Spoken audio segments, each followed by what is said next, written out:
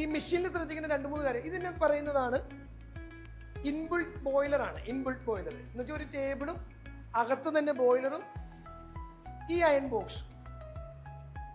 ഈ അയൺ ബോക്സിന് പറയുന്നതാണ് all steam iron box.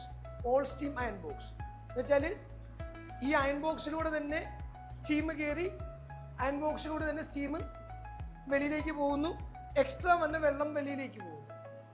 Okay, ഇതിന് ഇലക്ട്രിക്കൽ കോയിൽ ഇല്ല, ഇതിന് ഇലക്ട്രിസിറ്റി ഇല്ല, ഓൺലി സ്റ്റീമിലാണ് പ്രവർത്തിക്കുന്നത്.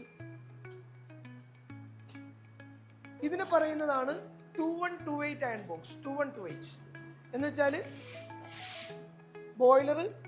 ബോയിലറിൽ നിന്ന് സ്റ്റീം, ഈ സ്റ്റീമിന്റെ ഉള്ളിലൂടെ വരുന്ന വെള്ളത്തിന് ഒന്നും കൂടി ചൂടാക്കി വിടാൻ ഇതിൻ്റെ അകത്തൊരു കോയിലും കൂടിയാണ്, ഇലക്ട്രിക്കൽ കോയിലുണ്ട്. അപ്പം ഇത് ഇച്ചിരി എക്സ്പെൻസീവാണ്, ഇത് വില കുറവാണ്. തമ്മിലുള്ള വ്യത്യാസം ഓൾമോസ്റ്റ് ഒരു 30%, 35%, 40% റേറ്റ് കൂടി നിൽക്കും.